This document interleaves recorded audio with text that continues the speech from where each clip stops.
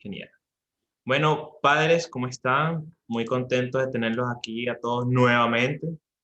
Siempre me alegra ver caras conocidas, ver caras que se están integrando. Yo sé que es un horario, no es tan fácil como conectarse, porque de repente uno todavía está con la cena, acostando a los niños, dando la vuelta por aquí, la vuelta por allá. Pero bueno, es un horario que buscamos hacerlo, porque claro, ponerlo a las 3, a las 4, a las 5, en la vida actual y en el año actual sé que va a ser imposible. Así que toca como que hacerlo a las 9, a las 10 de la noche. Yo lo digo por mí, porque yo generalmente las clases que tengo con ustedes siempre es de 2 a, yo desde la 1 de la tarde hasta las 10 de la noche no tengo vida. Entonces es súper, súper cómico esto, ¿no? Bueno, pero siempre me alegra poder verlo, compartir con ustedes. Y esta vez, en esta charla, tenemos a alguien muy especial. Yo siempre he dicho que yo no sé, creo que la academia me ha permitido conocer gente muy seca en todas sus áreas. Yo en estos días me quedé cómico, esa gente que, no sé, que son directores de fundaciones, que son jefes o líderes en sus áreas, ¿no? Ingeniería, medicina, psicología. Y entre una de esas personas está la psicóloga Yvonne Wolf, que es dueña, ¿ok? De discúlpeme si lo digo mal, no sé por qué se me lo va, Parentalidad positiva. parentalidad positiva. Y bueno, ella es apoderada de la academia y hemos estado conversando, haciendo distintos intercambios. Yo doy una charla para allá, una charla para acá. Tenemos a Rafita que avanza muchísimo para acá. De hecho, contento porque cuando Ivonne llegó, al mes empezó Rafita y a los 2 meses el año completo. Y después su esposo, y de verdad que esto ha sido maravilloso. Yo estoy muy contento. Y bueno, cuando lo conocí, supe que ya este tipo de charla, yo quise invitarlo para que ella estuviera aquí con ustedes, les pudiera compartir un poquito su conocimiento, ustedes pudieran preguntarle, esa es la idea. Bueno, y si somos poco, mejor aún, porque cuando uno es poco, uno puede aprovechar y darle duro. ¿Ok? Y bueno, de los temas que podíamos hablar hoy, hay un tema que nos gustó igual a mí coincidir, que es el tema de las clases online, ¿no? Porque efectivamente es algo que hoy en día llegó, si me preguntan a mí, siempre lo digo, llegó para quedarse, no llegó para irse, ¿ok? Esto así de ella la cura mañana, no llegó para irse. Yo lo comentaba en estos días con una mamá que yo tuve el fin de semana Mm. la oportunidad de ir a su casa. Claro, el contacto físico es muy bueno y es genial, pero yo creo que hay una comodidad también de poder prender la computadora y te sientas al frente sin tener que estar pendiente de que el profesor viene, que le tengo que hacer café, que si le tengo que hacer la once, que tengo que arreglar la casa, que cuidado, y de repente, no sé, yo quiero pegar un grito en mi casa y no puedo porque está el profesor. ¿Ok? Entonces, esas cosas yo sé que la modalidad online lo permite. También permitió que, digamos, que la parte de estar tan lejos también se pudiera unir. Y tiene sus cosas, ¿ok? Tiene sus cosas. También tiene sus cosas que no son tan buenas. Pero bueno, nada es perfecto. Y de eso es lo que nos va a hablar Ivonne hoy, desde su perspectiva, desde su experiencia.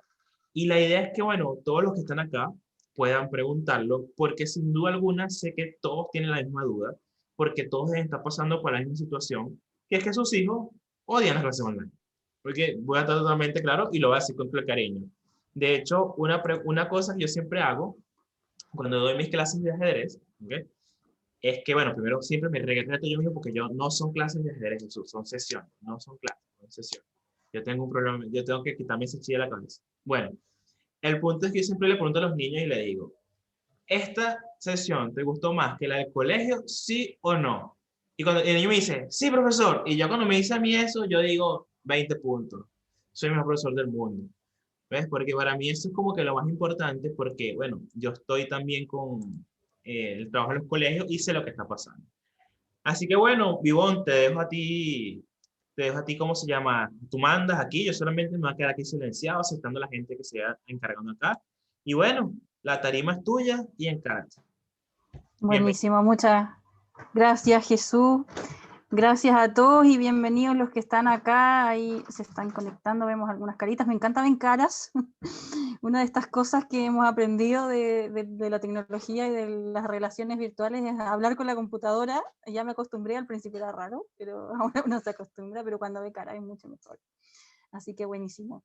Sí, el día de hoy les vamos a contar sobre un tema que efectivamente nos ha complicado con esto de la pandemia, esta nueva forma de convivir, esta nueva forma de relacionarnos, y ha surgido una nueva forma de estudiar en los niños también.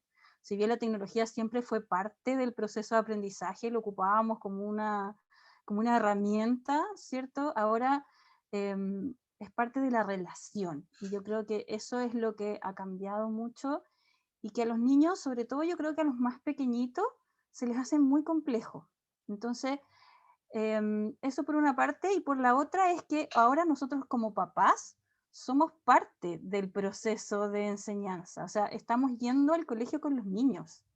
Y eso también es nuevo para nosotros. O sea, antes uno iba, dejaba a su hijo en la puerta del colegio, iba en la tarde, le iba a buscar, le preguntaba cómo le iba, te contaba algo, pero ahora estamos ahí, viviendo la clase, escuchando al profesor o a la profesora, cosa que antes nunca lo habíamos hecho. A lo mejor uno iba de repente, no sé, a alguna actividad, pero no estábamos todos los días ahí con los niños. Entonces, también hay ciertas expectativas o ideas que nosotros teníamos que era lo que pasaba dentro de una sala de clase y que ahora estamos viendo que no es tan así, porque lo tenemos ahí en el día a día. Entonces yo el otro día conversaba con una mamá y decía, claro, uno se imagina que su hijo llega a la clase, se sienta, escucha al profesor toda la mañana, se para y se va a la casa. Y no pasa eso. En una sala, si usted entra en una sala de clases cuando iban los niños presenciales, hay mucho movimiento, hay mucha interacción. Por lo tanto, eso es lo que también se ha perdido en esta relación virtual, que ahora tenemos que encuadrar a los niños en este cuadradito, ¿cierto? Que no se pueden salir de ahí porque entonces la profesora no las ve y eso se ha hecho más complejo. Entonces, es un desafío súper importante y yo hoy día le quiero hablar de dos conceptos que nos van a ayudar un montón a cómo lograr que nuestros hijos, más que motivarse a la clase misma, cómo motivarlos en general en la vida. Ya nos va a servir no solo para aplicarlo a esto de las clases online, sino que para muchas otras cosas más. Entonces, estos dos conceptos tienen que ver con, primero vamos a partir con el concepto de base segura. Una de las cosas que nos ha pasado con esto de las clases online es que antes, el profesor o la profesora en su aula, ¿cierto? En su sala de clase, generaba un vínculo, generaba un sentido de pertenencia, había una comunidad que era un curso, ¿verdad? Que había, estaba la profesora, habían compañeros y había un sentido de identidad, es decir, yo soy parte de esto, este es mi espacio. Ahora con esto de las clases online, esto se separó, porque tenemos a la profesora al otro lado de la pantalla y el espacio ahora está acá en la casa. Entonces, eso ha sido una de las cosas más complejas de lograr esa conexión con los niños, de lograr esta base segura que necesitan los niños para aprender. Y nosotros en la casa, nuestro rol como mamá, como papá, es justamente ese, el transformar este espacio donde ellos están habitando, este aprender, en una base segura, ¿ya? Para que el aprendizaje se genere, el cerebro tiene que estar en calma. Yo siempre les digo esto, un cerebro alarmado no aprende, porque es un cerebro que se tiene que defender, porque es un cerebro que piensa que está en algún tipo de peligro, por lo tanto no está aprendiendo, sino que se está defendiendo. Y eso es lo que siempre nos tenemos que preguntar. Cuando ustedes tengan como estos conflictos con los niños, que no me quiero conectar, no, esto no me resulta, se paran, se mueven, bueno, ¿ese cerebro está seguro, está en calma o es un cerebro que se está defendiendo de algo? ¿Ya? Porque si es un cerebro que se está defendiendo de algo porque se siente, no sé, inseguro, porque se bloquea cuando algo le cuesta, entonces ahí tenemos que lograr esta base segura. Y aquí yo les puse un dibujito que un poco muestra cómo es el proceso de exploración y de aprendizaje de los niños. ¿Ya? Ellos, para poder desarrollar esta autonomía que nosotros tanto a veces les pedimos a ellos que desarrollen, debemos partir de una base segura. O sea, no hay autonomía si no hay seguridad. Eso es súper importante tenerlo claro. Muchas veces nosotros los empujamos como a esto de la independencia, de haz tú las cosas, arréglatelas solo, pero si ellos no se sienten seguros, la exploración y el salir a recorrer el mundo es algo que es muy difícil que se dé. Entonces ahí por eso está este que se llama el círculo de la seguridad, que es donde el niño parte de la base segura, del decir, este es mi espacio, yo aquí me siento protegido, ¿cierto? Y desde ahí lo que yo necesito es que tú apoyes mi exploración, me permitas que yo descubra, que yo experimente, que yo investigue, que yo pruebe. Y al mismo tiempo es un refugio seguro porque puedo volver cuando lo necesito. Cuando siento que algo no está bien o no me está sintiendo cómodo o cómodo, puedo volver para que tú me protejas, me confortes y me estructures un poquito lo que estoy sintiendo. ¿Ya? Entonces, la base segura se compone de estas dos partes, de la base donde yo parto al mundo y puedo salir y descubrir y aprender, y también es el lugar donde yo puedo volver cuando lo necesito para reconectarme con mi calma. Entonces, háganse esa pregunta. ¿Estamos siendo una base segura para nuestros hijos en el proceso de aprendizaje? Si quieren ir comentando ahí en el chat, yo feliz de ir, o si quieren abrir el micrófono y hablar, también no hay ningún problema, ¿ya? Pero quiero dejarles con esa reflexión. Cuando nosotros nos levantamos en la mañana apurados, es decir, los niños se tienen que conectar a las 9 y son, no sé, un cuarto para las 9 y recién los estamos levantando y entre medio que los vestimos, le ponemos la ropa, les damos el desayuno y los estamos conectando, ese niño siente que está en una base segura, se siente en un contexto propicio para aprender. Ahí tenemos que ir haciendo esas revisiones de cómo lo estamos haciendo, de cómo estamos armando este espacio para que ellos, ese lugar donde era antes su sala de clase, donde era su espacio seguro, porque ellos sentían que era su lugar de pertenencia, porque había un lugar para ellos ahí, físico y emocional, lo están teniendo acá en la casa también. ¿Ya? Ese era el primer concepto. Y el segundo concepto, que también vamos a desarrollar un poquito más, que tiene que ver con el de mentalidad de crecimiento. Y esto es algo que nos sirve a nosotros también, o sea, no es solo para los niños, sino que también es para los adultos y es cómo nos enfrentamos nosotros a los desafíos. No sé si se han fijado, pero este año, bueno, el año pasado, de todo lo que ha sido esta crisis del COVID, de la pandemia, hay personas que lo han pasado muy mal, porque de verdad ha sido un contexto muy difícil, pero también hay personas que han sabido darle la vuelta a la situación y han podido encontrarle los beneficios. Y eso tiene que ver con qué tipo de mentalidad tenemos, de cómo somos capaces de adaptarnos a los cambios. ¿Ya? El otro día escuchaba a Jesús una frase que decía Darwin, creo que era, que no sobrevivía el más fuerte, sino que el mejor se adapta. Tal cual. Perfecto. Entonces, eso es exactamente eso. Cómo nosotros generamos en nuestros niños esta posibilidad de adaptación, de entender que efectivamente todos queremos volver a lo que era antes, pero eso no se puede. Ahora tenemos un contexto diferente. ¿Y cómo nos adaptamos a esto? ¿Cómo no nos quedamos bloqueados, lamentándonos por lo que no tenemos y podemos dar el paso siguiente, decir, bueno, esto es lo que tengo, ¿qué hago con eso? Eso se llama mentalidad de crecimiento y es un concepto que viene desde ya hace muchos años y en Estados Unidos se usa mucho, de una autora y una investigadora que se llama Carol Dweck, y que ella justamente lo investigó en sus alumnos durante 20 años. Ella hizo una investigación Magnífica, con magnífica Carol Dweck. muchos alumnos y se daba cuenta y ella observaba y decía, ¿por qué hay niños que cuando se frustran o cuando cometen un error o cuando tienen algún tipo de fracaso, logran salir adelante y van avanzando mucho más y hay otros que no, que en el camino se van perdiendo o se van quedando ahí estancados?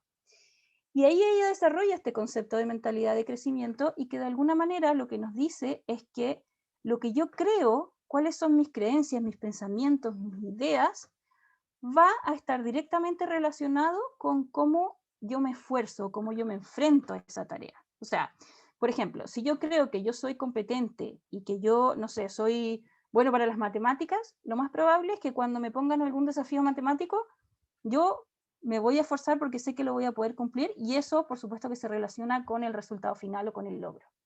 Entonces, ella relacionó en esta investigación la creencia con el resultado final. Es decir, las personas que se creían capaces lo lograban y las personas que no se creían capaces no lo lograban. De alguna manera es como este concepto también como del efecto Pigmalión, que también se habla en educación, ¿cierto? Que es como yo voy a hacer de mis estudiantes lo que ellos creen que ellos son. Bueno, esto es con respecto a uno mismo, ¿ya?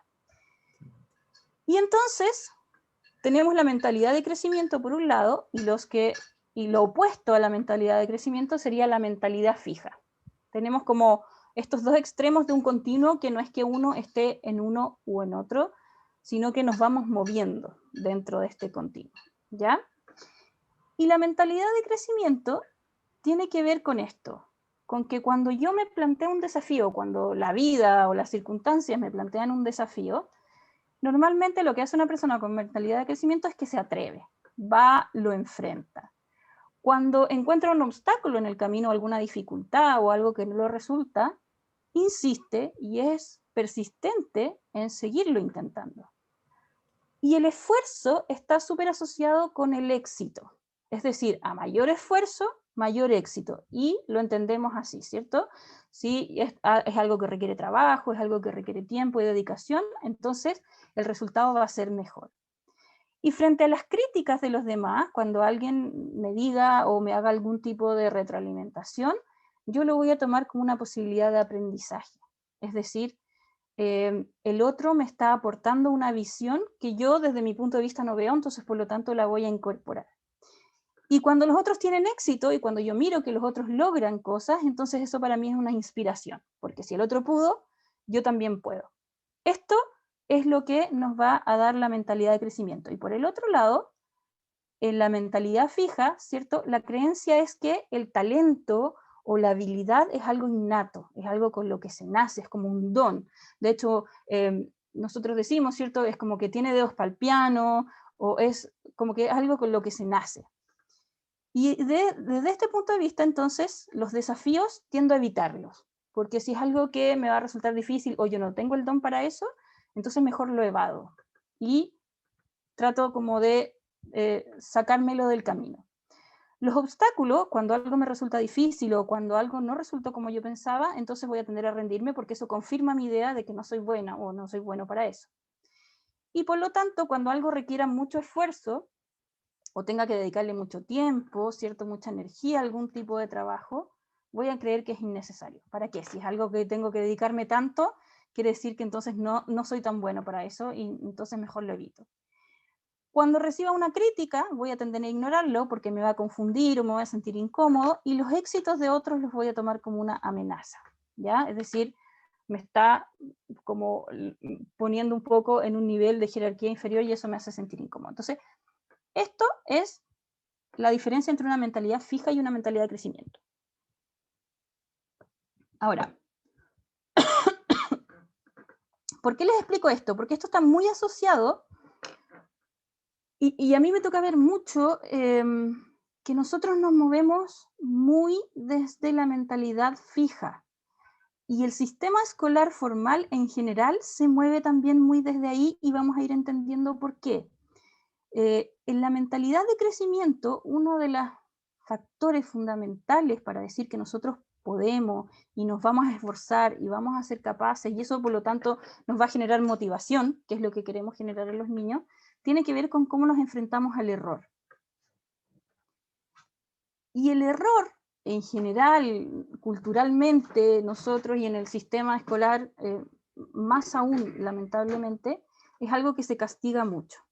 O sea, si alguien se porta mal, le ponen una anotación negativa, o si alguien le fue mal en una prueba, le ponen una mala nota. Siempre hay como un refuerzo negativo del error, ¿ya?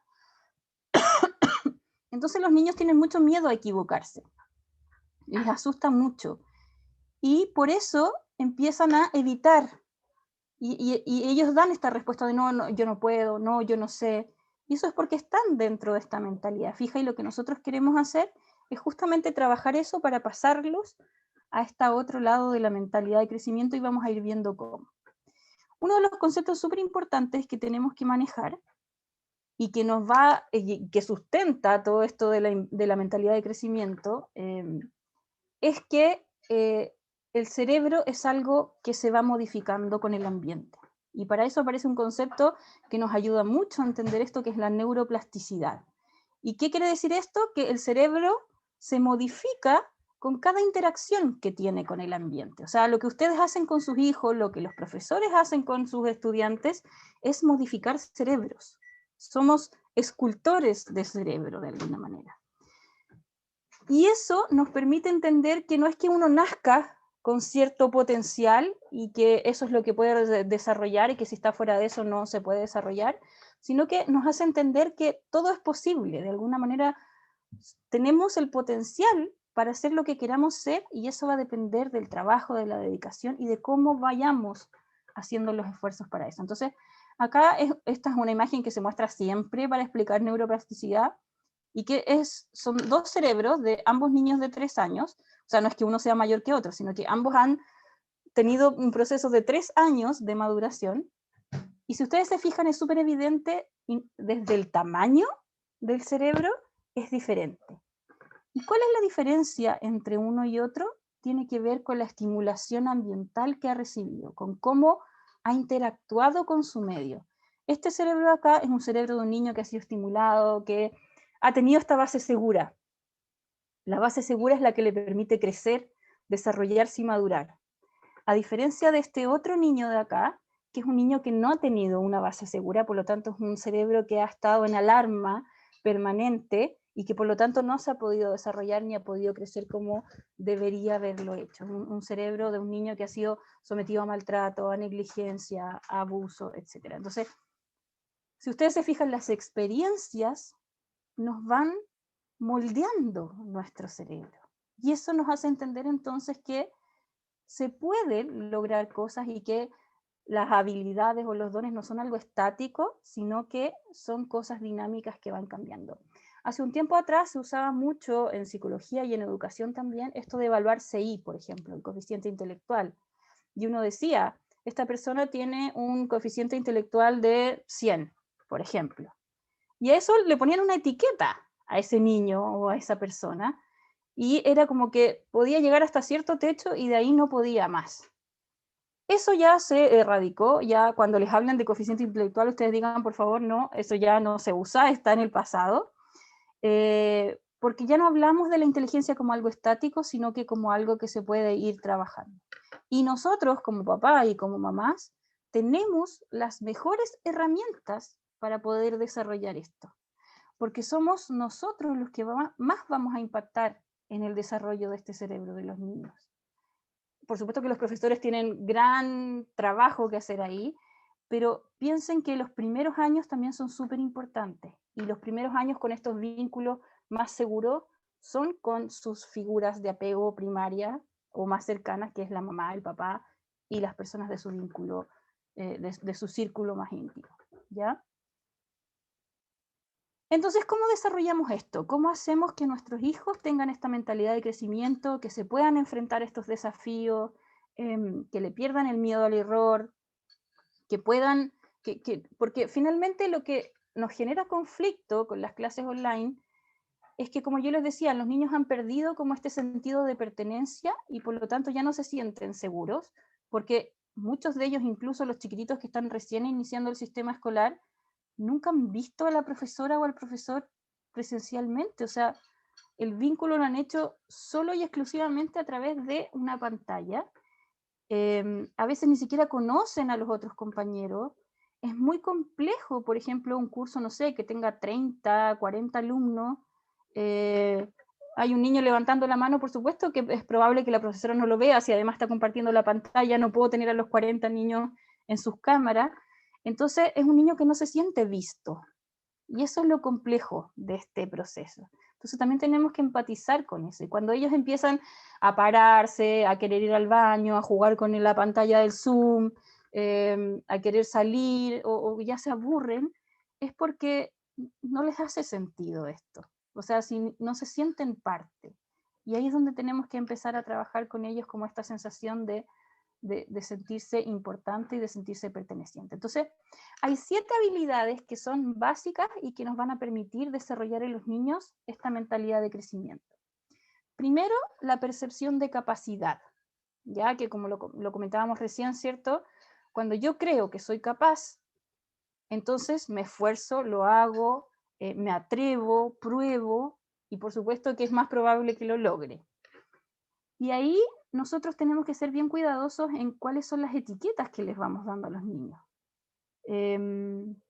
Cuando uno tiende a ayudarlos mucho, no sé, si les faltó algo, o si hay algo que no están contestando bien en las clases, por ejemplo, y uno como que trata a veces como de soplarle o de decirle despacito la respuesta. Lo que le estamos transmitiendo con esa actitud es que ellos no son capaces y que necesitan de nosotros para que los salvemos.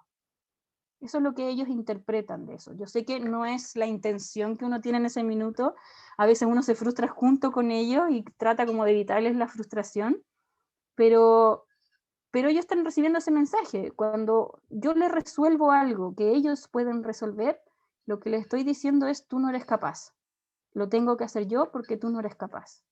Entonces, no estamos favoreciendo que ellos desarrollen esta percepción de capacidad.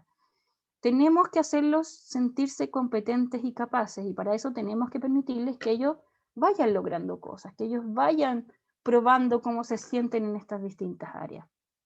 Acá nos ayuda mucho que asignar ciertos roles, por ejemplo, dentro de la casa, ya saliéndonos del tema escolar, que cada uno tenga una responsabilidad dentro de casa que nos ayude a trabajar, por ejemplo, el funcionamiento de la familia. Ellos los hace sentir capaces. O sea, yo soy capaz porque yo en mi casa aporto a regar las plantas. Yo soy capaz porque yo en mi casa colaboro, no sé, alimentando al perro.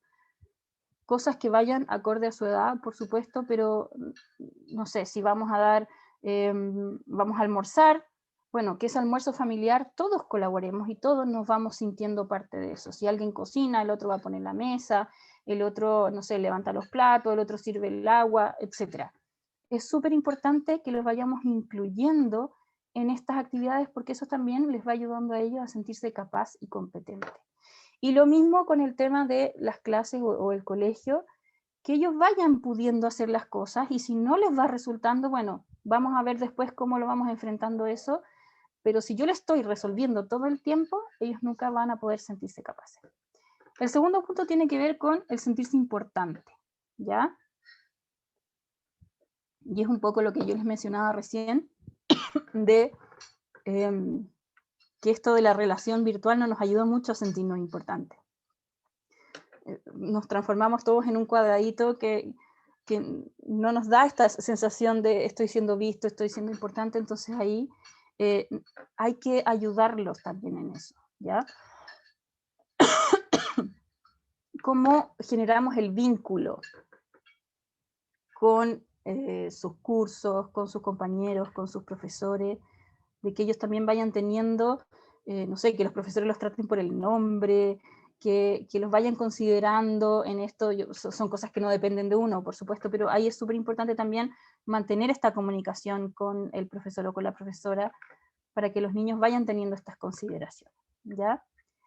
El tercer punto tiene que ver con la percepción de influencia personal y esto se refiere a tener la sensación de que yo puedo tomar ciertas decisiones sobre las cosas que a mí me pasan.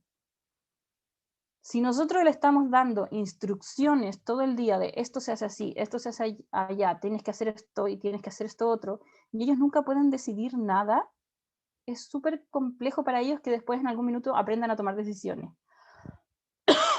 Las decisiones es algo que tenemos que empezar a enseñárselo desde muy pequeño. O sea, un niño a los 2 años puede decidir qué ropa ponerse, por ejemplo, o si quiere, no sé, el pantalón rojo o el azul. Y así los vamos enseñando a que ellos vayan tomando decisiones y tengan esta sensación de que pueden influir en algo. Por supuesto que hay decisiones que no se las vamos a dejar a ellos, pero sí démosles cierto espacio donde ellos puedan moverse, tengan ciertas alternativas y sientan que están teniendo algún control sobre lo que les pasa. Este ejemplo yo lo doy siempre. Si, por ejemplo, se tienen que ir a bañar, no le vamos a decir te quieres bañar o no te quieres bañar, sabemos que el baño es algo que tiene que pasar, pero sí le podemos decir te quieres bañar, no sé, en tina o en ducha, ¿se fijan? Entonces les empezamos a dar ciertas alternativas y ellos sienten que pueden tomar decisiones. Entonces también se hacen más responsables de eso. A lo mejor que ellos elijan el espacio de trabajo donde quieren estar, que lo adornen, que lo decoren, que lo preparen si es que es posible. Por supuesto, entiendo que tenemos que adaptarnos como a los contextos y los espacios a veces no son tan fáciles de encontrar, pero que ellos vayan sintiendo que pueden ir armando su proceso, que elijan, no sé, el estuche, el lápiz, qué sé yo, cosas que ellos pueden ir decidiendo y que los hagan sentirse también parte y que ellos están identificados con eso que les está pasando. La cuarta habilidad tiene que ver con habilidades intrapersonales. Esto se refiere como a cosas que yo manejo de mí mismo, o sea, como el control de las emociones, el manejo de la frustración, cómo yo gestiono lo que me está pasando, ¿ya? Y la quinta, que es al revés, que son las habilidades interpersonales, o sea, cómo yo me relaciono con los otros. Aquí está la empatía, la asertividad, la capacidad de ponerse en el lugar del otro, de mirar al otro, y son todas habilidades que nosotros tenemos que ir desarrollando a nuestros hijos para que ellos vayan teniendo esta sensación de, bueno, aquí yo puedo tomar ciertas decisiones y me puedo adaptar a esta situación que estamos viviendo. Después tenemos las habilidades sistémicas, que esto ya es un poco más complejo, que no lo vamos a ver en detalle, pero quería mostrarles las 7 habilidades. Las habilidades sistémicas significa esto de entender que vivimos en un contexto social, que hay normas y que las normas existen no porque a alguien se le ocurrió, sino que porque vivimos en comunidad y tenemos que respetarlas para que el convivir funcione. Y las destrezas de juicio tienen que ver con el desarrollo moral, con entender que hay cosas que están bien, que hay cosas que están mal, con este análisis que uno hace como ético de las situaciones.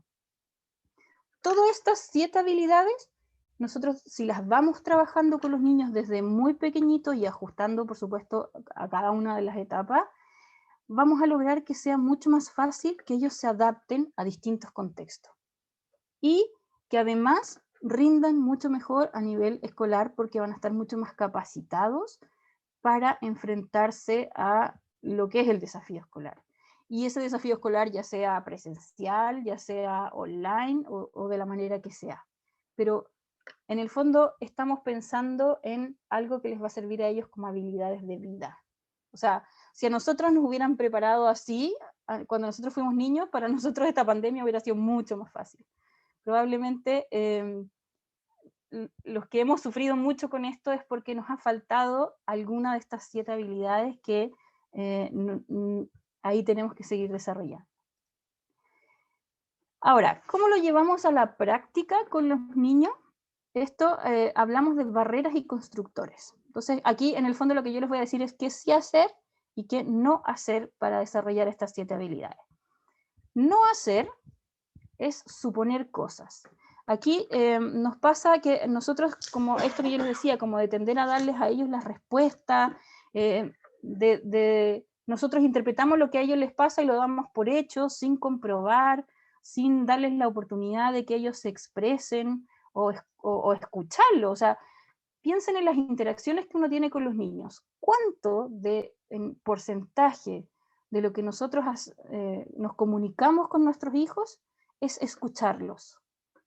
Porque yo estoy segura que ustedes me van a decir, no, pero si yo me comunico mucho con mis hijos, tenemos una súper buena comunicación, yo hablo todo el día con ellos.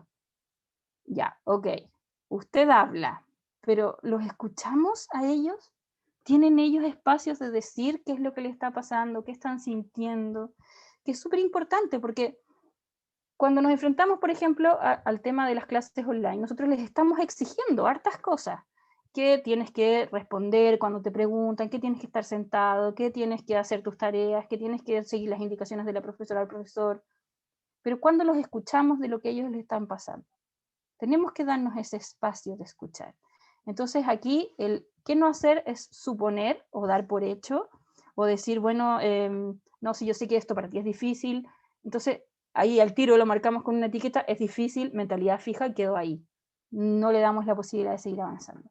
Versus lo que sí hacer, que es comprobar. O sea, si nosotros tenemos una idea, bueno, veamos, preguntemos, ¿será esto lo que te pasa? ¿Será que te complica que, no sé, la profesora no te da la palabra cuando tú quieres hablar? Ya escuchemos qué es lo que tienen ellos para decir, ¿ya? Después, no hacer rescatar, esto que yo les decía, ¿cierto? Como que cuando vemos que se van a equivocar o que algo les va a salir mal, uno trata como de ayudarlos para que eso no pase. Eso no los ayuda, porque en el fondo es un favor, flaco favor, como decimos, que lo estamos salvando de una situación, pero en el fondo no le estamos permitiendo desarrollar el aprendizaje que tiene que desarrollar con esa situación. Y lo que sí hacer es permitirles explorar, darles el espacio, que se equivoquen, que si se tienen que caer, se caigan, que si se tienen que equivocar, se equivoquen, que si se tienen que frustrar, se frustren, no le tengan miedo a las emociones de los niños, ni a las propias tampoco. está bien que se enoje, está bien que se frustre, es que a veces uno dice, pero es que se enoja por todo, pero es que se frustra por todo. Bueno, es parte del aprendizaje, tenemos que permitir que eso suceda, porque si no, lo único que vamos a hacer es que ellos se lo guarden, no lo expresen, pero queda ahí, y de alguna u otra manera sale. Entonces, no rescatar, sí explorar. Después, no dirigir, no tratemos de dirigirle todo, no le demos la instrucción o el resultado de todo, no le digamos siempre cómo se tienen que hacer las cosas, sino que invitemos a que ellos también reflexionen cómo ellos quieren o cómo a ellos se les ocurre que puede ser.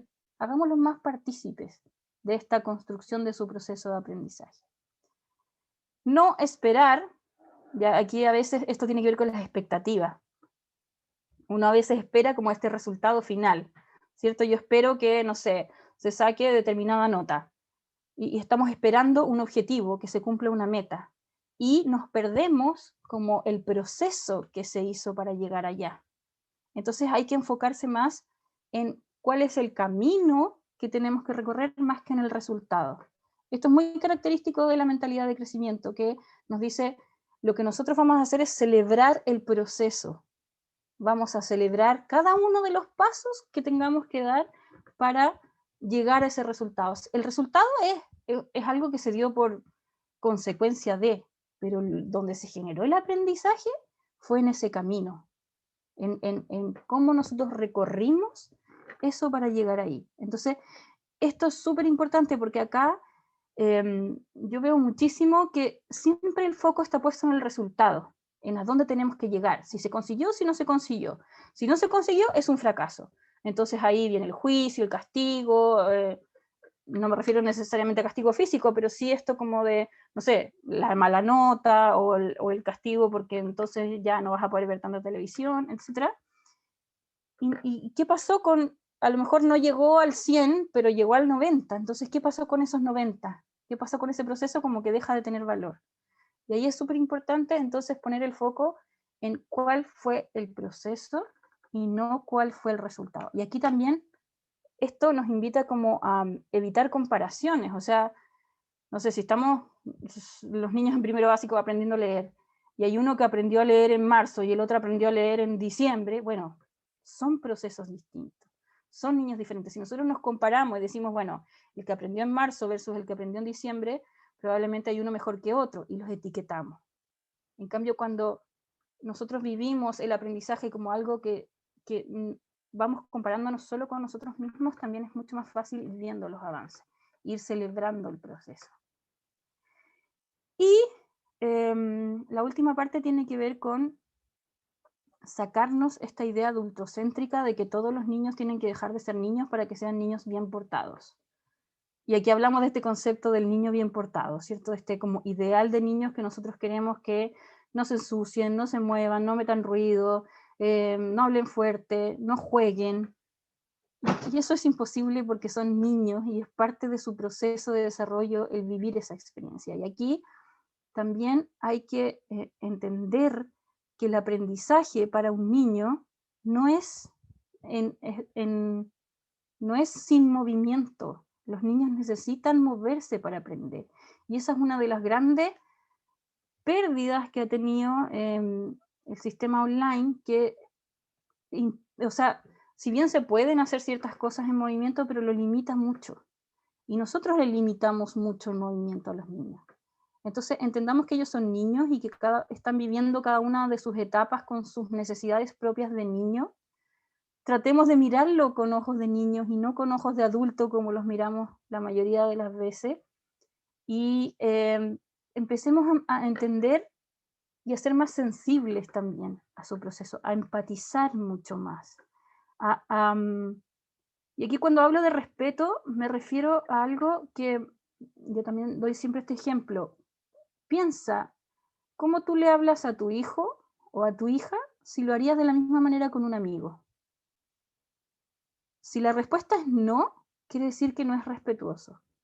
O sea, si yo, no sé, se dio vuelta el vaso de agua y yo le digo, pero ¿hasta cuándo? ¿Pero cómo? Si ya te he dicho tantas veces y que no te fijas y que no estás atento y tan distraído, etc.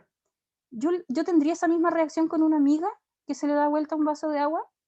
O probablemente le diría, no, no te preocupes, tranquila, yo lo arreglo. ¿Se fijan? ¿Por qué hacemos esa diferencia con los niños con los adultos? ¿Por qué queremos que los niños manejen mejor cosas que nosotros como adultos no manejamos a veces tampoco? O esto que hablamos a veces de la tolerancia a la frustración. ¿Cuántos papás llegan diciéndonos que mi hijo no maneja la frustración, no tiene tolerancia a la frustración? Bueno, nosotros como adultos la tenemos. No es fácil, no es una habilidad que se logra de un día para otro. Nosotros incluso como adultos no manejamos a veces ciertas frustraciones. Entonces no le podemos pedir a un niño, no sé, de 5 o 6 años que se maneje con la frustración. Si nuestras propias frustraciones a veces es complejo manejarla. Y el mejor modelo que podemos, o el mejor aprendizaje que ellos pueden tener de cómo manejarlo es desde nuestro ejemplo. Entonces, si nosotros no le estamos dando modelos, es probable que ellos tampoco aprendan por mucho que uno les haga todo un discurso y le pasemos, no sé, videos maravillosos o cuentos maravillosos, pero ellos tienen que ver los ejemplos. Y los ejemplos somos nosotros. Entonces, eso con respecto a qué sí hacer y qué no hacer. No sé si tienen dudas hasta acá, algo que quieran preguntar.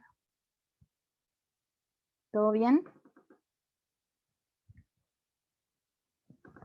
Perfecto. Pregunten cuando sea. Ahora quiero hacer un juego con ustedes. Vamos a hacer lo siguiente. Quiero que resuelvan el siguiente ejercicio que aparece ahí. No sé si lo ven. Espero que sí. Y cuando estén listos, no pongan el resultado, sino que pongan estoy listo o terminé o como ustedes quieran yo en el chat. Desde ahora ya.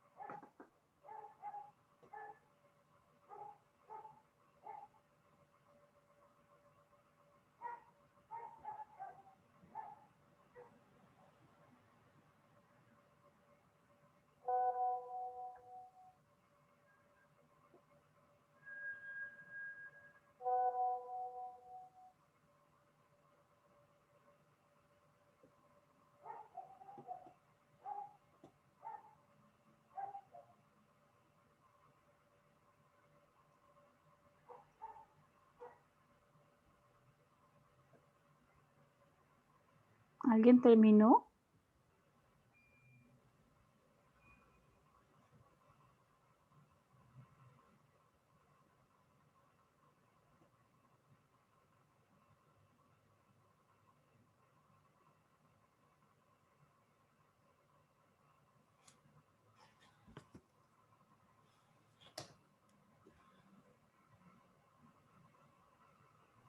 Yo terminé.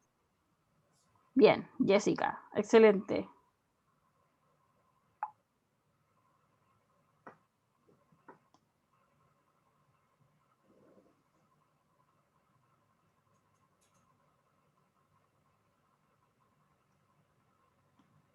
¿Solo Jessica pudo? ¿Nadie más? ¿En serio?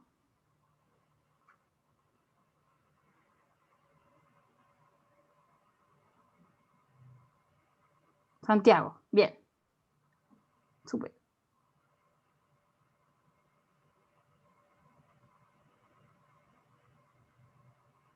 Ya. Los demás, les quiero hacer la siguiente pregunta. Vamos a resolver ahora. Ya. Santiago y Jessica lo lograron responder o resolver o llegaron a algún tipo de resultado. No les voy a preguntar qué, tranquilo. Los demás, listo. Bien, Mónica. El resto que no lo pudo resolver, ¿qué sintió cuando Jessica dijo yo lo terminé? O cuando Santiago dijo lo terminé. ¿Qué sintieron con eso? ¿Qué les pasó? Me sentí orgulloso que Santiago sea mi alumno, Ani, ese es mi muchacho. Muy bien. Excelente, pero eso lo dice desde profesor. No sé si a los otros les pase lo mismo. Pensémoslo como un alumno.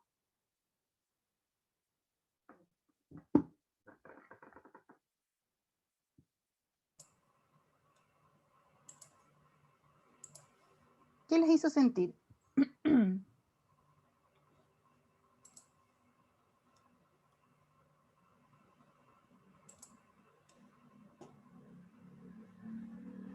No están, parece los demás.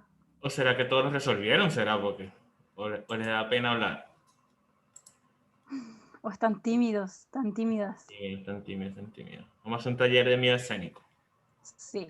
No, es que en mi caso no estaba preparada para un ejercicio, entonces me puse a buscar una calculadora, un lápiz, un papel, es que como mientras tanto andaba haciendo otras cosas, no estaba escuchando, pero no estaba como preparada para el ejercicio. Entonces cuando dijo terminé, no había encontrado ni un lápiz.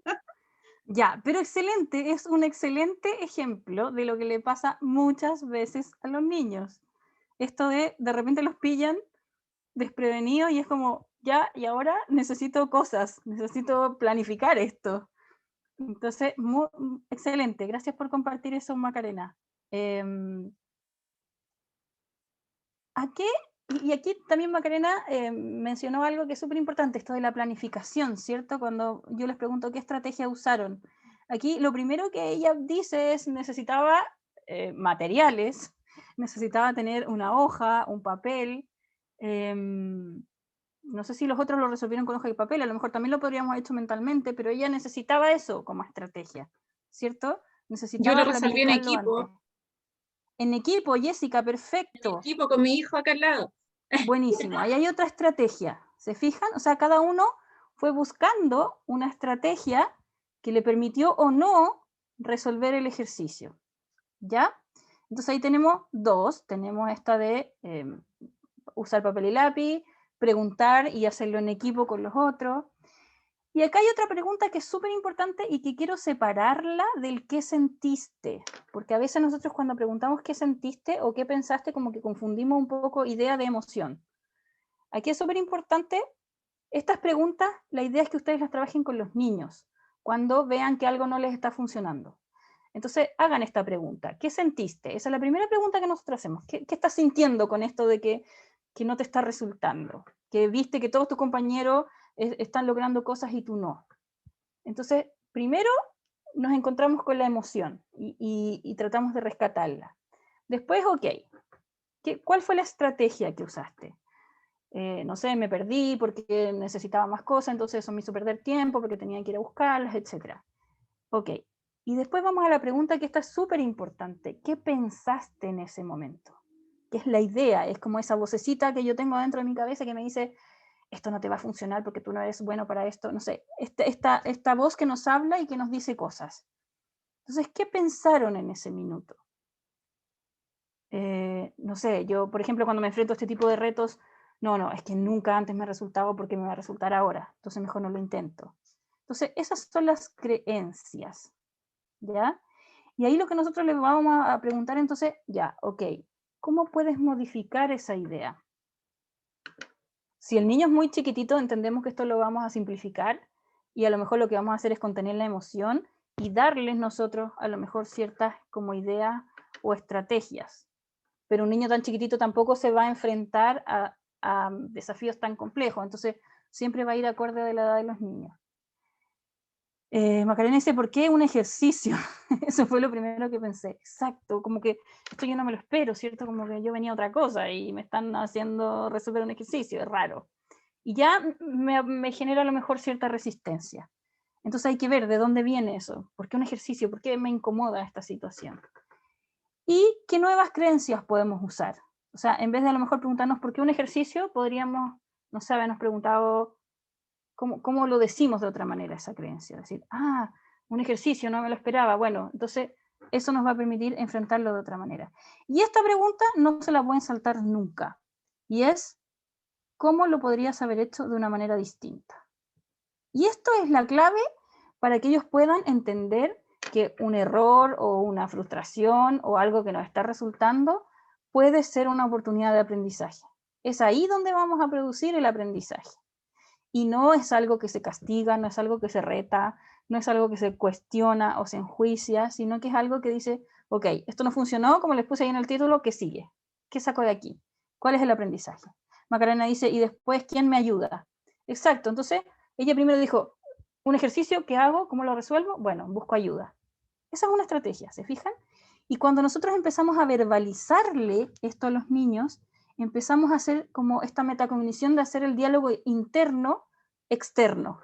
Entonces ellos se empiezan a acostumbrar a hacer este diálogo, después ya no nos necesitan a nosotros, ellos lo hacen solo, y van resolviendo las situaciones en el camino. Entonces ellos mismos se dicen, ya, a ver, ¿qué sucedió? Ya, ¿cómo lo resolví? Ya, ok. Ahora, ¿qué puedo hacer de manera diferente para que la próxima vez me funcione? Y eso es un diálogo que ellos empiezan a internalizar, pero para que ellos lo tengan internalizado, necesitamos hacerlo con ellos primero, hacerles estas preguntas.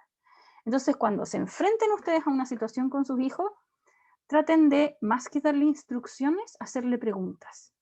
La pregunta es mucho más poderosa para poder sacarlo de ahí y para que ellos puedan dar este paso de decir, bueno, me quedo bloqueado en la frustración, en la rabia, en la culpa, o doy el paso siguiente y aprendo.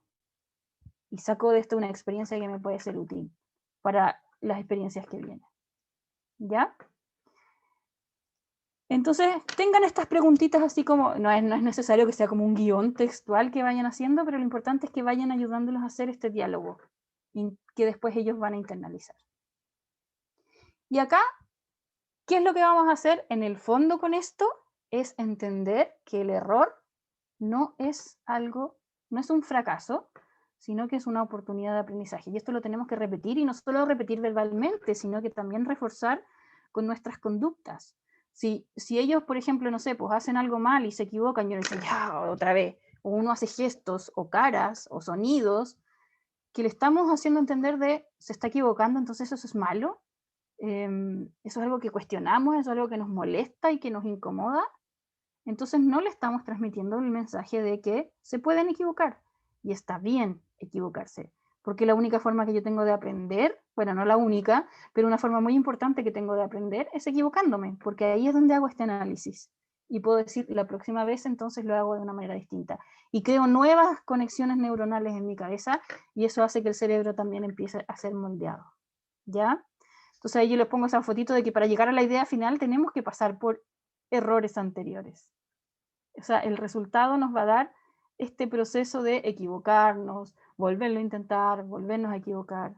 Y para eso los niños no se tienen que bloquear, tienen que poder, o sea, está bien que se frustren y que tengan esa emoción de rabia, que la puedan experimentar y sacar, pero luego puedan dar el siguiente paso. Y a eso lo tenemos que acompañar. Y acá otra cosa importante que ya también les mencionaba, esto de enfóquense en el proceso, no en el resultado. Lo que importa es cómo llegamos allá y no lo que logramos finalmente. No invisibilicemos el camino. Es súper importante esto. Las etiquetas también es algo que tenemos que eliminar. Traten de sacarse, de sacar del lenguaje estas palabras así como eres tan bueno para, porque, ojo, porque las etiquetas son hacen mal, ya sea positivo o negativas. O sea, el eres tan bueno para, o eres seco, o eres el más bacán del mundo, eso tampoco los ayuda, porque también le estamos poniendo una etiqueta que no les permite moverse, sino que los deja fijos. La etiqueta nos deja fijos, no nos da crecimiento, no nos da movilidad. Si yo soy la mejor bailarina del mundo, el día en que lo haga mal, me voy a tener una frustración horrible, porque no estoy cumpliendo con esa etiqueta. Entonces, ojo con eso. Lo que nosotros hacemos es alentarnos y alentarlos en el proceso, es decir, te esforzaste mucho, te felicito, vi que trabajaste mucho por eso, y entonces vamos dándole el foco al proceso, no al resultado. ¿Se fijan la diferencia? En vez de decir, eres la mejor en matemáticas, hoy vi que te esforzaste, vi que hiciste todas tus tareas, vi que le pusiste atención a la profesora. Entonces vamos celebrando el proceso y así es una forma que tenemos de ir alentando a los niños y no con etiquetas que a ellos los hacen cumplir ciertas expectativas que no siempre van a poder cumplir. Entonces también hay que permitirles eso. Y esto que yo les decía de promueve el diálogo interno es de esta manera, haciendo este ejercicio con preguntas, tratando de ir haciendo visible este diálogo que ellos tienen que ir haciendo en ese momento de decir, bueno, la profesora no me está mirando, yo necesito atención, entonces lo que voy a hacer es que me voy a empezar a portar mal porque es la forma que tengo de que mi mamá me tome atención. Eso es un proceso que un niño no hace consciente, pero esas son lo que está pensando inconscientemente en ese minuto para hacer todo lo que está haciendo. Entonces, cuando empezamos a hacerle visible este diálogo interno, ellos también le empezamos también a dar herramientas de cómo resolverlo de otra manera. ¿Ya? Y algo que es transversal a todo y que yo creo que es lo que nos falta la mayoría de las veces, es que tenemos que conectar. Y aquí está el tema del vínculo, volvemos al principio con esto de la base segura, ¿cierto? Que ellos sientan que son contenidos y que están en un ambiente en donde es permitido crecer, equivocarse, desarrollarse, probar, experimentar. Y para eso tenemos que empatizar mucho con su proceso. A eso me refiero cuando yo digo conectar.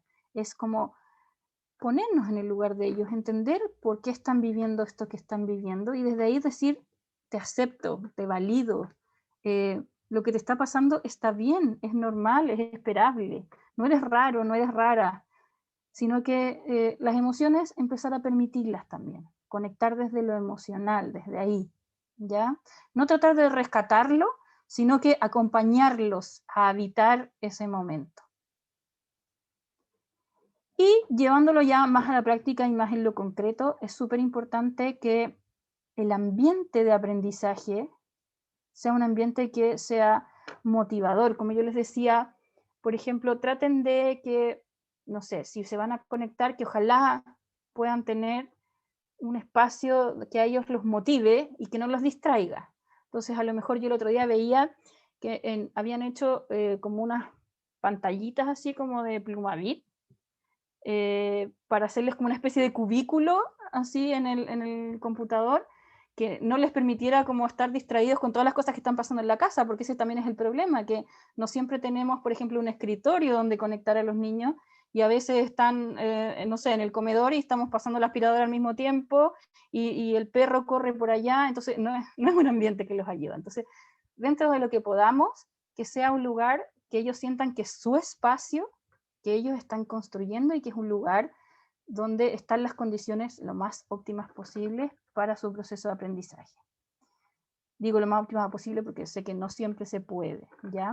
Pero no sé, que ellos tengan algo que también los haga identificarse con ese espacio. Que ellos, no sé, si lo pueden decorar o que le puedan poner a lo mejor alguna fotito de algo que a ellos les gusta, que se apropien del lugar o de cómo lo hacen ustedes. El tema de la rutina es súper importante acá. A mí me toca ver muchos niños despiertos hasta muy tarde en esta pandemia. Sí, ahí está levantando la mano, pero no es tan niño. Yo he visto niños mucho más pequeños despiertos hasta muy tarde y después queremos levantarlos a las 8 de la mañana y que ellos se conecten con la mejor disposición del mundo y eso no es posible. O sea, a nosotros nos pasa, ¿cierto? Cuando uno se duerme mal, en la mañana no amanece con la mejor disposición para poder aprender o para poder enfrentarse a los desafíos. Entonces, ojo que tratemos de hacer una higiene de sueño lo más apropiada posible, que los niños puedan dormir la cantidad de horas que necesitan, que no se levanten a última hora en la mañana, 5 minutos antes de conectarse y que tengamos que estar corriendo y gritándoles para que se apuren porque ya están atrasados, que les demos los espacios y las transiciones, que haya un momento en donde me pueda levantar, tomarme mi tiempo, no sé si tengo que bañarme, tomar desayuno, aprovechemos que estamos todos en la casa y a lo mejor podemos tomar desayuno juntos, entonces vamos planificando eso, ¿ya?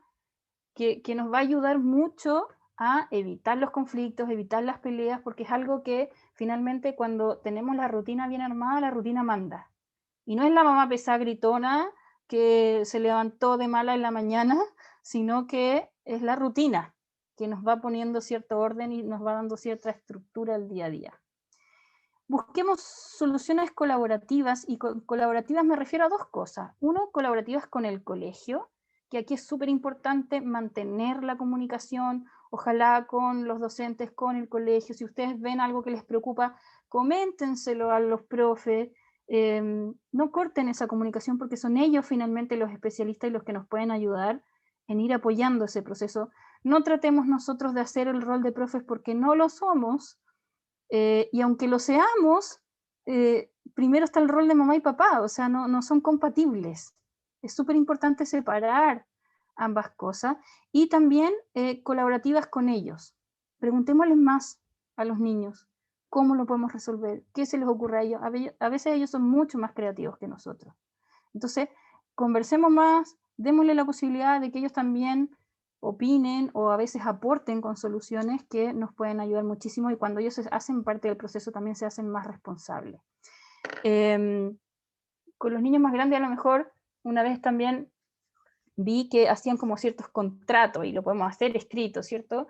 Yo me comprometo a, no sé, levantarme a tal hora de la mañana, bañarme todos los días, cumplir con el horario del colegio, pero a su vez nosotros como adultos también nos tenemos que comprometer a otra cosa, o sea, es recíproco, ¿cierto? Vamos a apoyar ese proceso. Entonces yo me comprometo, no sé, a despertarte a la hora que te tengo que despertar, a darte el espacio que necesitas para poder conectarte, y hacemos una cosa que es colaborativa, ¿ya? No es solo una demanda constante y exigimos cosas, sino que nosotros también nos comprometemos a algo. Y ojo con esto, es súper importante ajustar las expectativas. Entendamos que cada uno y los niños en las diferentes edades tienen distintas necesidades y no podemos esperar que estén... Yo he visto jornadas de colegio online desde las 8 de la mañana hasta las 2 de la tarde todo el día conectados. O sea, eso no es viable. Entendamos que no lo es, entonces también empaticemos con eso. Y si hay veces que, no sé, vamos a tener que desconectarlos un ratito para que vayan a dar una vuelta, para que se muevan un poco, para que tomen aire, para que tomen agua, también es válido. O sea, tampoco tenemos que ser tan rígidos. Conversábamos la otra vez que tuvimos un live sobre esto, que muchos papás decían, es que siento que no están aprendiendo. Y también ahí ajustemos las expectativas de qué es lo que están aprendiendo. ¿Qué es lo que yo quiero que aprenda mi hijo? ¿Quiero que aprenda lenguaje, matemática, historia? ¿O quiero que aprenda a adaptarse y hacerse responsable? Y son habilidades que después les van a servir para aprender lo que quieren aprender en cuanto a contenido. Entonces también veamos que a lo mejor en esta pandemia o de esta modalidad puede que el currículum completo no lo estén aprendiendo, pero están aprendiendo un montón de otras cosas que antes no aprendían y que a lo mejor van a ser mucho más valiosas también en el futuro y en la vida.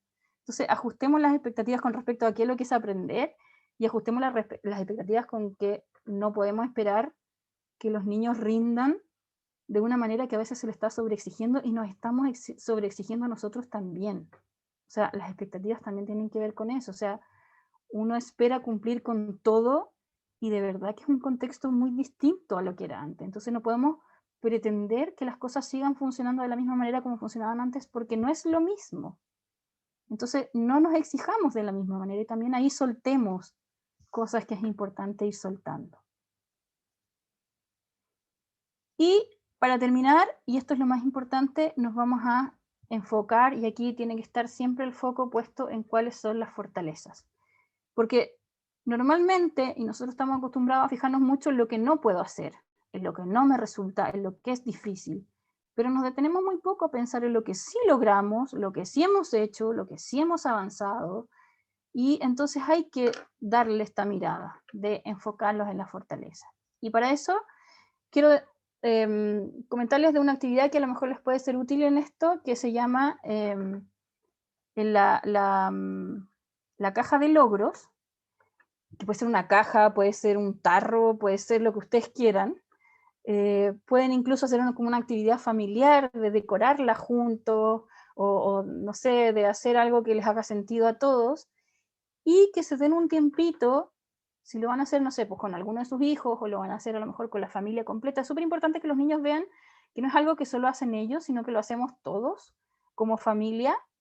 Y dense un tiempito, ojalá todos los días, si se puede, no sé, en el momento de la cena, por ejemplo, en algún momento que se puedan reunir todos, y que escriban en un papelito cuál fue su logro o su mayor logro del día. Lo escriben y lo van guardando en la cajita. Y eso les va a ir permitiendo poner en foco en lo que estamos logrando y en el proceso.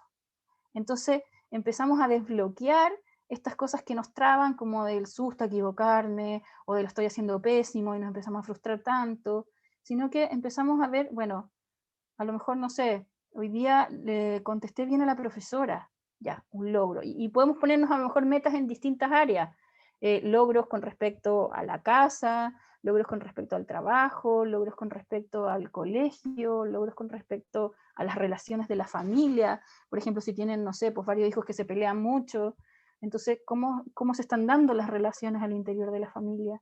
Y podemos ir mirando que no todo se enfoca en lo que está pasando, por ejemplo, en las clases, que a veces como que invertimos mucha energía en eso y nos peleamos mucho con los niños por eso, y ellos empiezan a asociar, entonces esto como con una relación de conflicto con la mamá o el papá, y por eso se empieza a generar un rechazo, y le vamos dando también esta mirada positiva. Entonces vamos viendo, y esto nos permite también hacer esta comparación con nosotros mismos y no con los demás, sino que es lo que yo he logrado desde mi proceso, ¿sí? Y con eso terminábamos por hoy. No sé si tienen dudas. Bueno, y ahí les dejo la frase que yo uso siempre, ¿cierto? Que es: la crianza es la semilla que hará germinar un nuevo mundo, porque finalmente nosotros tenemos en nuestras manos la creación de este nuevo mundo. Y lo que hagamos con los niños, con nuestros hijos y los que están formando niños también, desde los profesores, etc., tenemos esta poderosa herramienta que es cambiar el mundo, desde lo que nosotros hagamos con ellos y las herramientas que le entreguemos a ellos. Así que me encanta que se motiven, que estén acá y que quieran hacer estos cambios que son súper importantes. Dudas, preguntas, quedo ahí abierta a sus comentarios.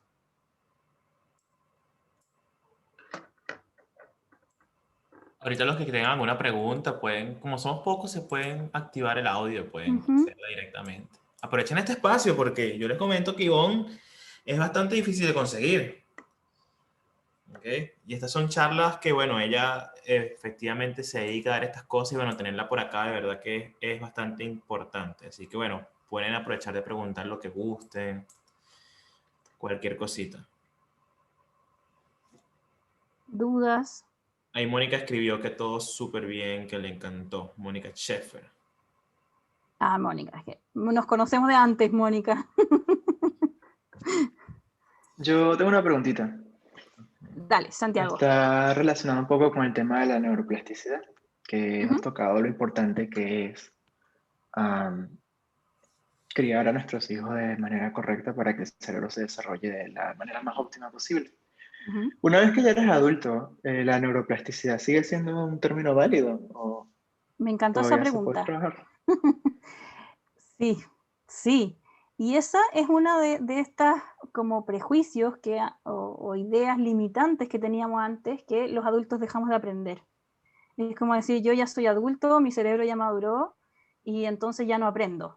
Y no es así. El cerebro se modifica hasta el último día de nuestras vidas y la diferencia está en que el proceso de aprendizaje, hay ciertos periodos que se llaman periodos ventana o periodos sensibles, en donde el cerebro está mucho más abierto a recibir la influencia del ambiente, y que esos son los primeros años mucho más poderosos, porque es mucho más fuerte la huella que van marcando.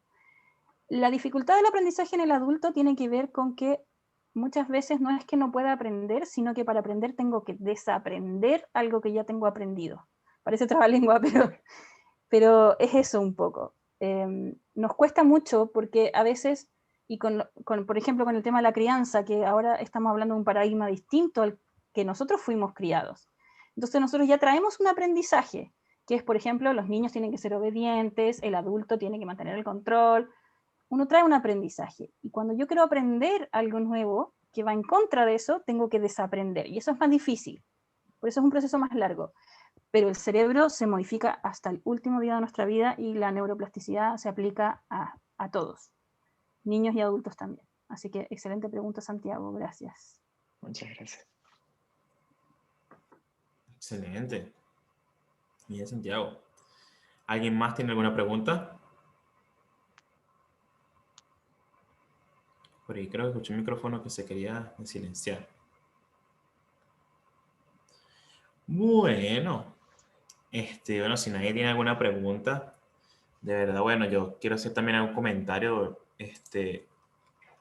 Primero que todo, bueno, que esto también es un proceso. Yo creo que es bastante importante que todos los que están acá, sin duda alguna, están motivados con este tema de querer aprender nuevas formas, nuevos paradigmas de poder educarnos. Yo creo que al final todos estamos en este mismo problema, incluso los profesores. Todos estamos en lo mismo, buscando cómo hacer para poder llegar, inclusive dar mejores clases, ¿no? Yo, por ejemplo, estoy aquí agarrando bastantes tips para poder hacer mejores clases para cada uno de los niños que se van atendiendo en la escuela. Y también es importante una palabra que yo creo que también decía Ivonne, que es entregarse al proceso. A veces yo también siento que, no sé si le pasó a Ivonne, probablemente, que a veces no nos entregamos al proceso. Decimos que sí, pero no lo estamos haciendo. Inclusive hay personas, por ejemplo, que es muy fácil cuando uno está de afuera, tipo, oye, pero ¿por qué el profesor no hará esta cosa? ¿Por qué el profesor no hace esto? ¿Y por qué el profesor no hace tal cosa? Y a veces es difícil, ¿no? A veces no es fácil para el profesor tener a 5 niños y atenderlos a todos. A veces no es fácil para el profesor tener a 10 niños y tenerlos a todos contentos. ¿Okay? A veces no es fácil ser el profesor y tener a los niños contentos y a los papás contentos, porque son dos cosas totalmente diferentes. Tú puedes tener al niño súper contento y el papá igual no está contento, ¿ok? O puedes tener al papá feliz de la vida y el niño no le gustan las clases, ¿no? Si me preguntan a mí, yo desde hace mucho tiempo ya decidía cuál de los dos es más importante. Me es más importante el niño, ¿ok? Que el papá hace mucho tiempo. No quiere decir con esto que yo no escucho a los padres. Sí los escucho, pero siempre me enfoco más en lo que puede opinar o no el niño, de las clases o de las actividades que hace en la academia. Pero sí, efectivamente es difícil, ¿ok? No es fácil. Y a veces es difícil, ver como uno ve con preocupación de repente, oye, pero yo siento que mi hijo debería aprender tal cosa. O yo siento que esa clase de lenguaje no es tan avanzada para él. O yo siento que no le están enseñando, o porque el profesor puso esa dinámica de cocina. Esa dinámica de cocina en realidad no le enseña nada. Y es ahí donde es difícil. Es difícil y eso es una opinión que le doy a Ivonne, ya desde el profesor, ¿ok? Que probablemente muchos de ustedes pasarán por ahí.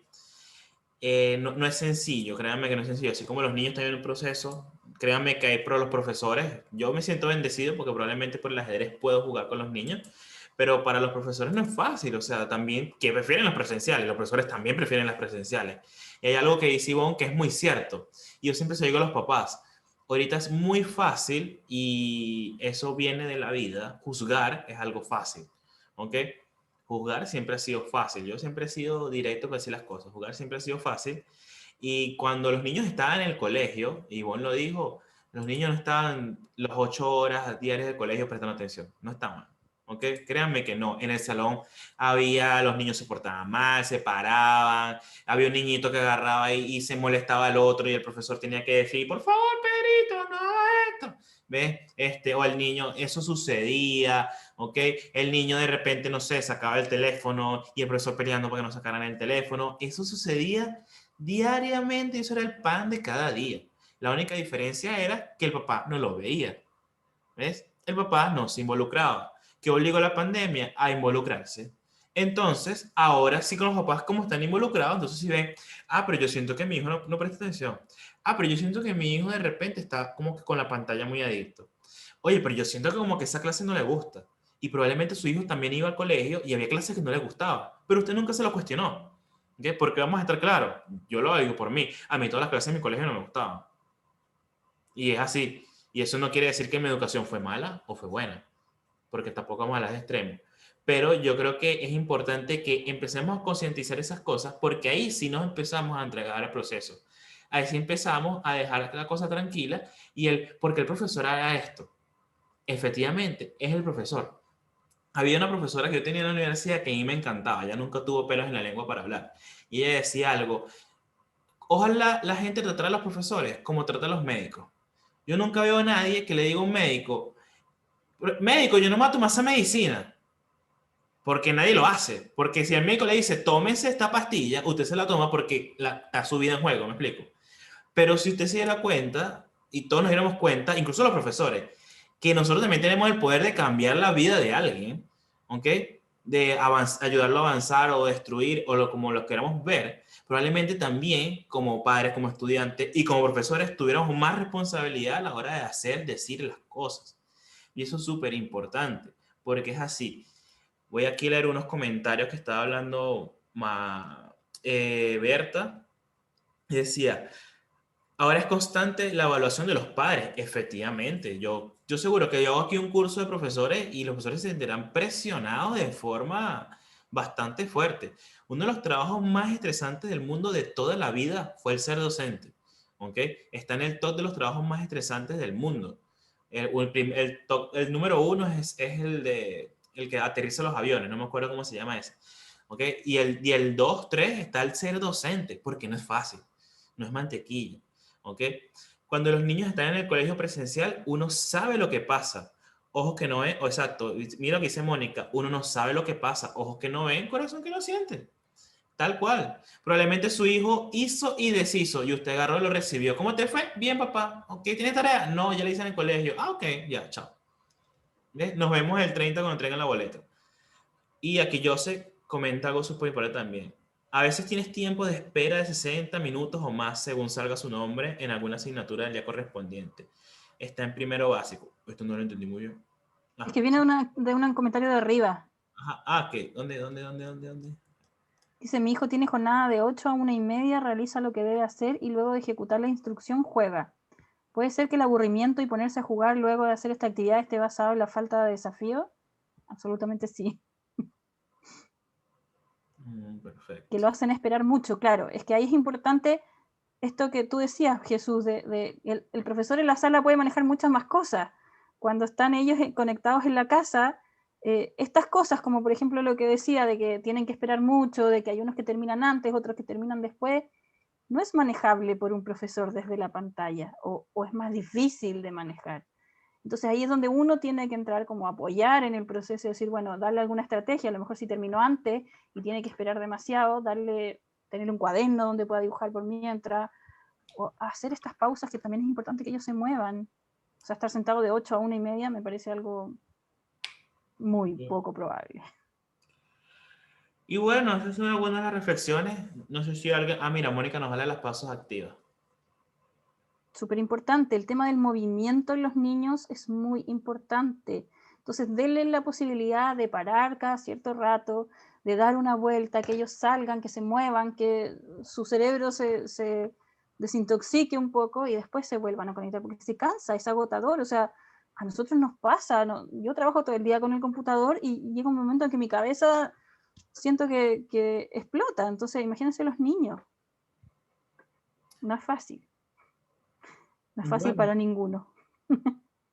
No sé si alguien tiene alguna pregunta, algo que quiera comentar, para ir cerrando. No sé si Ivonne quiere comentar algo.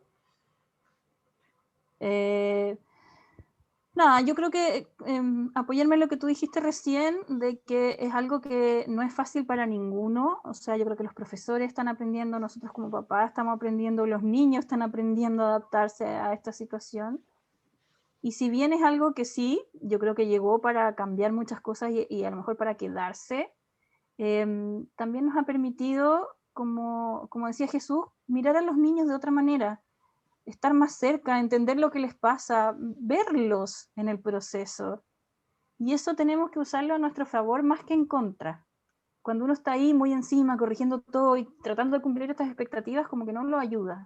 En cambio, si estamos observando como un observador no participante, un poquito más afuera, nos sirve para ver qué es lo que está pasando, pero también damos el espacio de que ellos puedan ir resolviendo ciertas cosas. Entonces, esa es un poco como la idea, el consejo que yo les podría dar. Seamos tolerantes, seamos flexibles. No vamos a cumplir con todas las expectativas porque eso no se puede.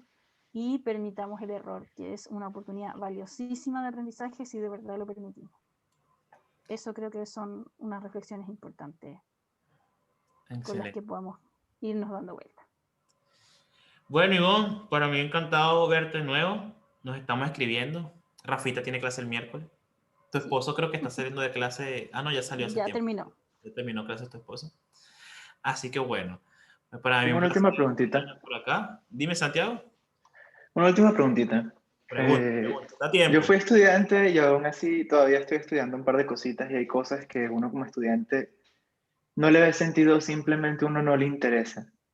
Y si le sumas eso al ambiente digital, donde a veces ni siquiera tienes un profesor al frente, se complica mucho la cosa, ¿no? Cuando uno le toca estudiar y poner atención y mantenerse interesado en el tema, sobre todo cuando es algo que no te interesa. ¿Cuál es la mejor manera de enfrentar una situación como esa? Yo creo que ahí primero empatizar, o sea, como papá, ¿es tu pregunta? Como Yo creo, papá y como uno mismo también. o sea, es que yo creo que uno como adulto ahí tiene que tener sus propios mecanismos como de autorregulación. Tú tomaste la decisión de estudiar eso por algún motivo, algún beneficio, ya sea que no sea algo que te motive, pero por algo lo estás haciendo, o sea, hay algo detrás de eso.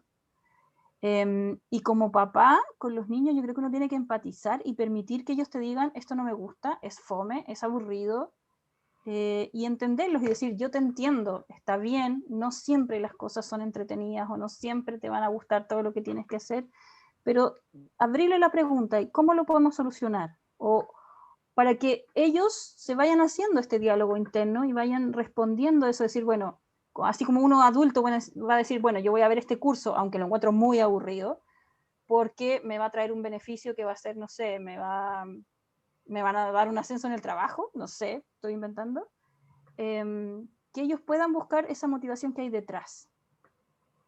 Esto me va a permitir, no sé, relacionarme con mis compañeros, si es que los puedo ver en el Zoom, o que ellos vayan entendiendo que hay cosas, no siempre nos van a gustar las cosas que hacemos, y eso también es un mensaje que tenemos que transmitir, no todo lo que no nos gusta lo vamos a dejar de hacer, y normalmente cuando ellos lo dejan de hacer no es porque es aburrido, sino que es más bien porque no se sienten competentes. Y es ahí donde se genera un conflicto más grande. Entonces, cuando trabajamos todo esto que hablamos de la mentalidad de crecimiento y los hacemos sentirse competentes y que da lo mismo si sacan el mismo resultado que el compañero o no, sino que es importante su proceso, ellos le van encontrando la gracia también a eso. Okay. Y es Entonces, diálogo acompañarlos, interno. entenderlo y permitirlo. Que se enoje, que se frustre, porque a veces uno no permite la emoción. Y decir, está bien, yo entiendo que estás enojado, yo entiendo que esto te da lata, yo entiendo que esto te da flojera, y está bien, pero hay que hacerlo. Vale. Bien. Bueno, ahora sí, parece que como que ya no hay más preguntas por ahí. Excelente. Bueno, pasen muy buenas noches. Ya son las 11. Mira, ¿no? Avanzó bastante la hora. Gracias, Ivonne. De verdad que hoy lo diste todo acá en la charla con los padres. Buena trasnochada el día de hoy. Bueno, los que trasnocharon con nosotros, excelente. Nos vemos en una próxima masterclass. Y bueno, espero tener a Ivonne pronto también con ese de pataleta. ¿Cómo es? El de los gritos. ¿Cuál es el de los gritos, Ivonne? Que es muy bueno también. Ah, lo tengo el próximo viernes. Por si a alguno le interesa. Sí, oye, yo soy mal anfitrión. Bueno, también les quiero comentar que Ivonne tiene su página web, tiene su cuenta de Instagram, ustedes las pueden seguir. Ella dicta estos talleres, o sea, por eso que yo les comento, esto que está haciendo ella hoy, esto es un taller que ella dicta a profundidad, donde acompaña a los padres, donde acompaña, inclusive hace ese acompañamiento de ayudar desde la crianza respetuosa, ¿ok? Y ustedes pueden buscarla en Dios mío, tengo esa palabra que no las puedo decir. Parentalidad positiva. Es de parent, de inglés, en inglés. Eso. No, yo sí sé cuál es la palabra, pero no me sale. Parentalidad positiva. Y bueno, de verdad Ya se que... los voy a escribir acá para que lo tengan. Y así, mañana abro las inscripciones para un webinar gratuito que vamos a tener el viernes. 4 razones por las que gritamos y cómo dejar de hacerlo. Se llama. Así que si sienten que le están gritando mucho a su hijo y que pierden mucho el control, ahí están invitadísimos. Ya me meteré ahí. Gritar no le menos grito a y mis conectar estudiantes, más. yo cambié. Eso era cuando Santiago era pequeño que yo gritaba. ¿Ah, Santiago? No hacía así. Muy bien. Bueno, cuídense mucho. Bueno, y a los que llegaron tarde, ¿ok? Y a, bueno, los que no vinieron, voy a pasar la grabación. Yo prometo, yo todas las pastas digo que voy a pasar la grabación, pero esta vez prometo que mañana me voy a sentar a poner la grabación y te la voy a pasar a ti, Ivonne, para que también la tengas y bueno, puedas ahí con ella hacer lo que tú gustes. ¿Okay? Buenísimo. Gracias Bueno, por la invitación y por el espacio. No, a ti, feliz de tenerte. Cuídense mucho, Nos vemos. y pasen buenas noches, señoras y señores. Bye, bye. Chao, chao.